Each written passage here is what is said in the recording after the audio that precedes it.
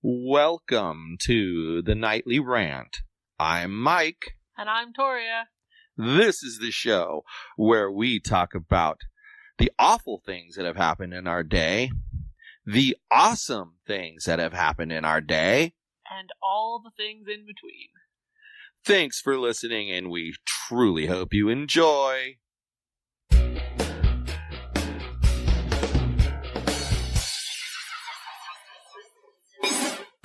So, today was, how to put it, busy.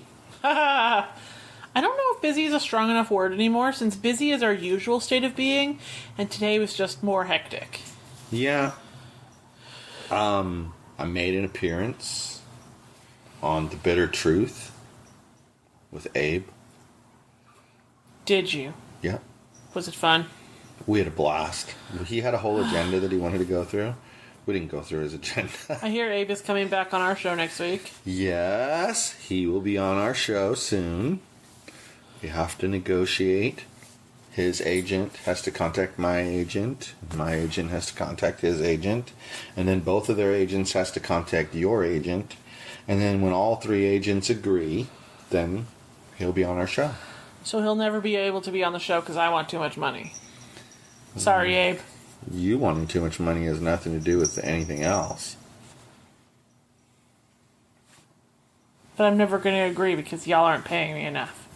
We pay you more than enough. No. You get to eat. It's good enough. What exactly do you contribute? Why don't we talk about that for a second? What exactly do you contribute? He's trying to start a fight, guys. He's trying to make me punch him in the kneecap again. You don't contribute, though. You're even now. I give you something to use to contribute, and you veer it back towards not contributing. Why is that? How am I not contributing, you giant cocksucking asshole? Now that's better. Now you're engaging. Now it's What, are you trying to piss me off? Yes. Why? Because I want you to get a little ranty and go on a rant I'm already about ranty, the topic. But I don't want to rant. So what's the topic tonight? Tell the people what we're going to talk about. So I would like to know why people from... Holy shit, Odie, can you get your giant face away from me right now? Why people from other countries think it's okay to tell you they're going to charge you a lower rate for work, and then they just charge you like 15 times the number of normal hours and end up making like twice the normal rate. Yeah, we just did a little study here on what a person did for somebody that she knows. And she asked me what would I charge, and I read you the task list. I said an hour. My initial reaction was an hour, and here's why. Because I think that you could actually do that in less than an hour. But then I upped it to 2 hours because, you know, there's always glitches, like your computer reboots when it's not supposed to, right, or the internet is down, etc. So you have to account for that. It might take you longer. Right. So okay. 2 hours was what I said. And if I were to charge $65 an hour, it would be $130 that I would be charging that person. And That's a pretty hefty rate. That's like a senior level rate. Right. $65 an hour. Theirs came up to like $245 at their measly like $5 an hour rate. Because they didn't $5 an hour. They charged him 16 and a half hours for the same work. 8 times. Yeah. So they were $8 an hour. 15. That doesn't make any sense. It came up to 247. That doesn't make any sense. Yes, it does. No, it doesn't, because that would only be 4 times as much, but they charged 8 times as much. $15 an hour times 16 and a half hours. And if mine is 2 hours, then I would be 8 times as much, which doesn't add up to that. But you're really only 4 times as much. He charged 8 times as many hours. No, he charged 4 times as many hours. He charged... You're breaking my head. This is what the math says, okay? Don't argue with the math. No, the math's wrong. No, it's not. You're not calculating this correctly. So how many hours did he charge for? 16 and a half. Okay, hold on. Just fucking told you this. Hold on. 16 and a half. You're not even listening to me. 16 and a half. No, I'm listening. I'm just confirming. And I said 2. All right. And then you're claiming that his rate is 15. Okay.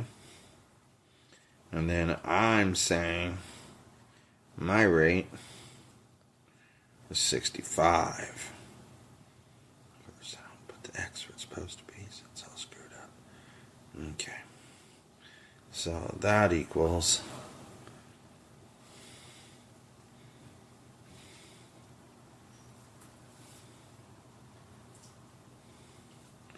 $247.50.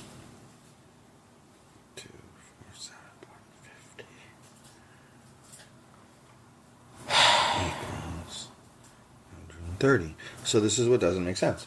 How can I have charged about half of what he charged, yet he had 8 times the number of hours? Because your rate is 4 times what his rate is. Oh, so you subtract that part out. Got it. That's what I was missing. Sorry. See, math was messed up. I said so. It's just my side of the math that was messed up. I mean, I'm pretty sure this person would have crapped his pants had this guy been charging $65 an hour. Yeah, because that's what I thought you were going to say to me. Well, and what's interesting is there have been other projects, and this just seems to be the amount of time this person bills for this work. And it's just really alarming. Yeah, it would have been like $1,100. Yep. Which would be a nice payday for someone like us.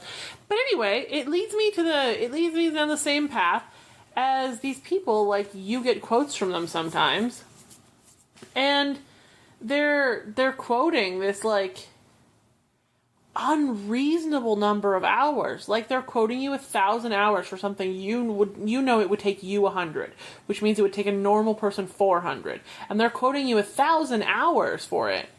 You're just like, why? Like, if you're charging me $5 an hour and you're quoting me 1,000 hours because you need $5,000. If it normally would have taken 200 hours, and you're charging 1,000 hours, you're charging 5 times as much. Why didn't you just charge $25 an hour? You're still going to be cheaper than most people, right? But your numbers that you give will be more reasonable. Yet you'll still be getting the money you wanted to make, and I am spending what I want to spend. Right.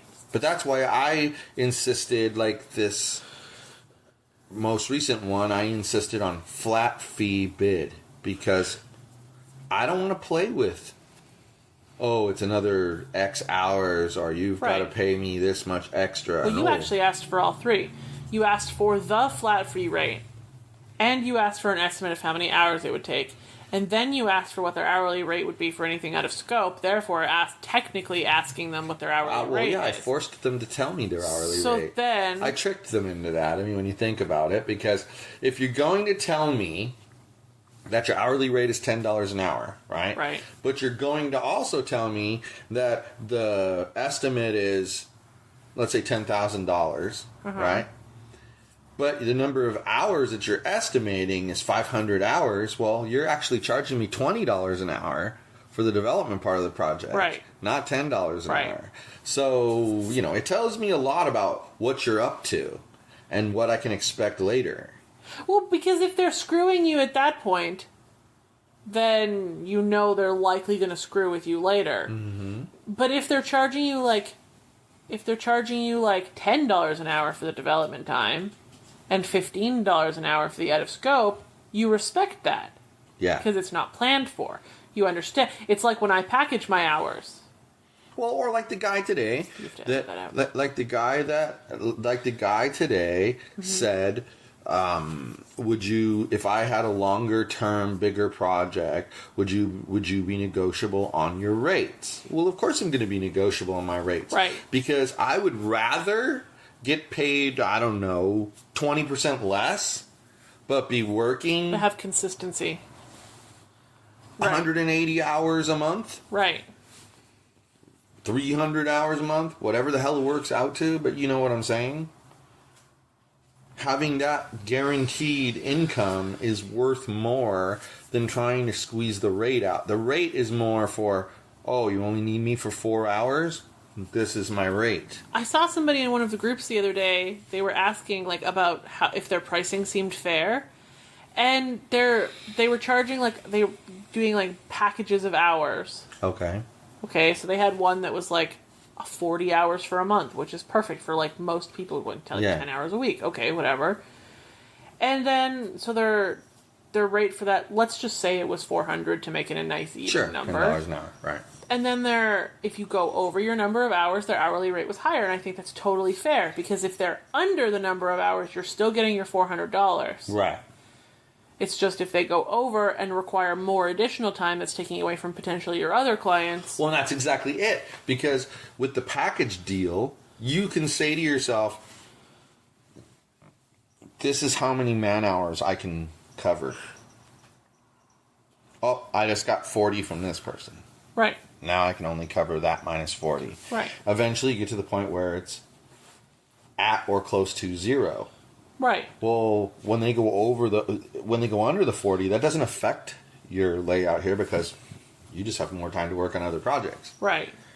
But when they go over it, you got to charge them more than the package deal because they didn't buy it as a package deal. Well, and now, it's what some taking away places from family time, it's right. taking away from other work. But what some places will do is if you charged, like in that example, $400 for 40 hours, they'll offer another 10 hours for $100 more. Right.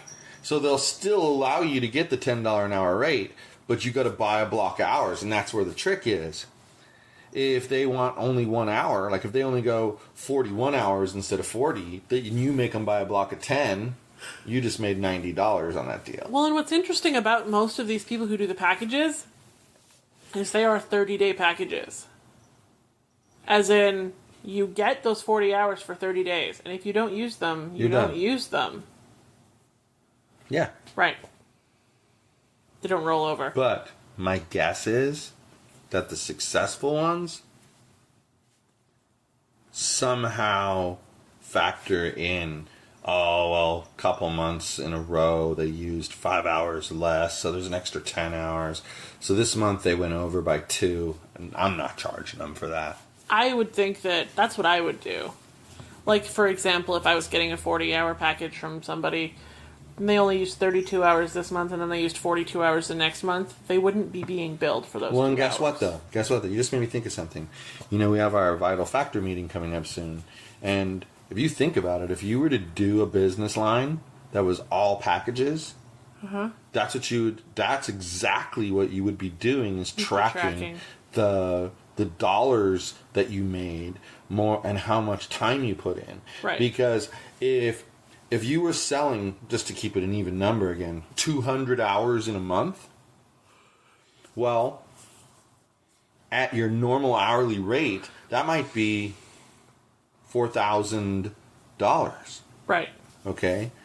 But you might only make $3,000 because you sold it in packages. But you also might only work 120 hours for that $3,000. Right. So, yeah, while you're on the hook for more hours, you hardly ever have to work that many hours. So you're earning, in the long run, you're actually earning more per hour. Yes. Packages often work out that way. Because I feel like when you end up with a client that makes you like track your time diligently and all this good stuff, most people are going to be honest and they're not going to make as much money because they're going to just, be honest. But then if it's the package thing, you just need to make sure you're giving them the value that they're looking for and they're happy. Right. If it takes you 40 hours, it takes you 40. If it takes you 10, then great for you, as long as you're giving them the value they're looking for. Right. That's exactly true.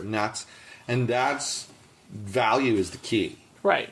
And really the way you get people to sign on with you in the first place is being different. Differentiation. Don't do what everybody else does. Change some of what everybody else does. Make Right. it a little bit different. And I don't even mean do what everybody else does plus some, because that makes it really easy for them to copy you. You pick and choose what you're good at out of what everybody else does, and that's what you focus on, and you're the best at that. Right. And then guess what? You're going to have clients that need someone who's organized. They're Right. going to go to, if your skill, one of your strengths is organization, they're going to utilize you because they're not going to want to pay $40 an hour for somebody who is excellent at every single skill, like top level executive level assistant. Right. They don't want to pay for that, but they don't have to. They only need help in this area and this area. So they find somebody who's cheaper, who's really good at those two things, Exactly. and they save money. Exactly. There you go. There's a virtual assistant post for you. You can listen to this episode and refresh your memory and write the post. On time this time. Still haven't turned in the other one. I know. Dingus. She writes the content calendar, then she takes part of the content calendar responsibility on herself, and then proceeds to not make it on time for the content calendar. It kind of cracks me up. 'Tis all. 'Tis all, 'tis all. Well, to be fair, you were supposed to write all the blog posts, and I was just trying to help. But at this point, I'm just making it worse and not helping at all. So I suck. It just makes me laugh. But I get frustrated by those kind of companies that do that stuff because it gives everyone a bad name, and then people are like, why, I always hire offshore people because I save money. And then you ask them, like, how much money do you really save? Right. That's why, like, another thing that they used to do, people are more wise to it now, but this is why I used to make money managing those projects, is they used to tell you it's going to take 100 hours. And then at every step of the way, they would argue what's in spec, what's not in spec. Oh, it's going to be this much. And most people, they don't mind paying $2,000, $3,000, $4,000, $5,000 for a good application. But when you tell them that it's only going to be $1,000 to do exactly what it is they want for an application, you don't want to be telling them it's going to cost extra. And so what I would do is I would always come in and I would work with the Indian company to create a spec for this company, and I would charge them $350 Right. for the spec. And I would tell them that if you hire me, I will charge you 25% of whatever they bid. So if they bid $2,000, I'll charge you $500 to manage the project flat. Okay. But and out of that money, I guarantee you that we will finish on time. And they would pay me, $3 whatever to create the spec. Then the spec would be perfect. Then they'd pay me like, it was $2,000 or whatever, or $20,000, let's say. And so they would pay me another $4,700, and I would manage the project. And what's great about it is each of those projects took me about 5 hours a week to manage. So you're making like $1,000 an hour managing projects by using that methodology. It worked really super well. Now And those offshore places, developers became a lot less honest. well, and now they don't lie about. They don't try to pull the wool over your eyes after the fact. They pull the wool over your eyes prior to the fact, like that kind of stuff. Like billing 16 and a half hours for a 2-hour maximum job. Right. When I heard on there 3 different databases, I guarantee you there's like something about his site that's running 3 different databases for whatever reason. And 3 different times he had to change the URL. It is literally opening the file in a text editor and doing a search and replace. It would take you about as long as it takes to open the file, hit Control F, type in what you're searching for, what you're replacing it with, and hitting enter. That's about how long it would take you to do that. And That's frustrating. and multiply that by 3. So if it took an entire minute for all 3 total, it was a lot. Yeah. And then they get away with it, though. People will pay that because it's still only $250. And then people tend to get into the mindset of, oh, well, the American developer would have been $65 an hour times 16. Well, no, the American developer would have been $65 an hour times 2 because it wouldn't have charged you 16 for that BS. Right. And that's where people need to realize that they'll save money with the, quote, more expensive company. Right.